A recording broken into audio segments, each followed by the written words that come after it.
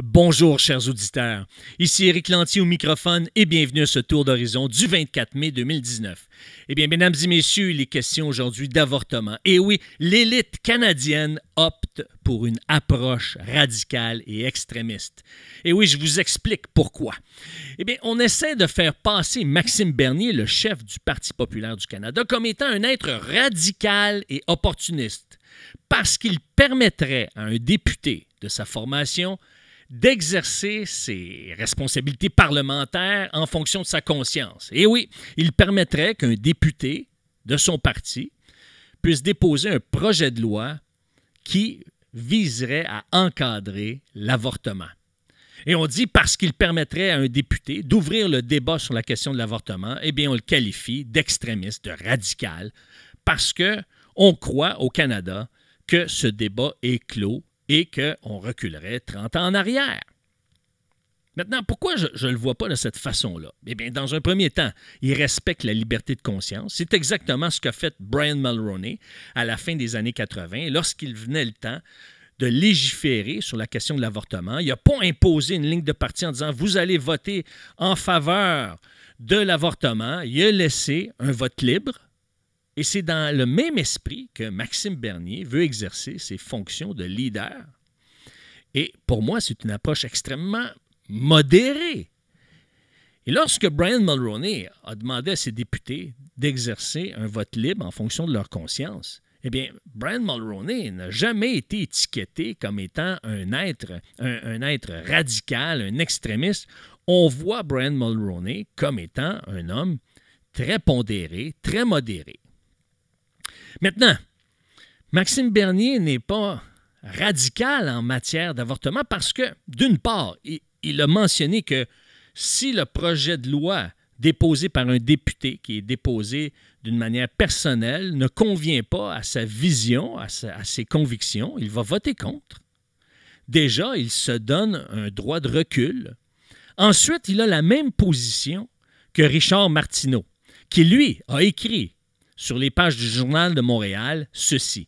Je pose seulement une question simple. Pourquoi une femme qui tue un nouveau-né commet un crime atroce, alors qu'une femme qui subit un avortement tardif pour se débarrasser d'un fœtus viable n'en commet pas? Donc, Maxime Bernier, lui, se pose la même question. Est-ce que c'est acceptable qu'on puisse permettre à une femme de procéder à un avortement à la fin du 3e trimestre de sa grossesse? Est-ce que ce débat-là peut avoir lieu à la Chambre des communes? C'est une question qui se pose. Il va dans la même direction que Richard Martineau. Et pourtant, Richard Martineau se considère comme un pro-choix. Il va dans la même direction que Lise Ravary, qui, dans un article intitulé « Avortement tardif pour toutes », eh bien, elle a mentionné qu'il se pratiquait entre 200 et 250 avortements par année, des avortements tardifs. 200 à 250 avortements tardifs par année, c'est beaucoup, mesdames et messieurs. En plus de ça, c'est ce qu'on a appris au travers les pages de Global News, qui dévoilait un sondage Ipsos. Et dans ce sondage, on apprenait que 47 % des Canadiens sont en faveur à ce qu'on puisse encadrer l'avortement, qu'il y ait des limites à l'avortement. Ces personnes ne sont pas d'accord à ce qu'il n'y ait aucune limite à l'avortement parce qu'aujourd'hui, puisqu'il n'y a pas de loi, on peut avorter jusqu'à la fin de la grossesse.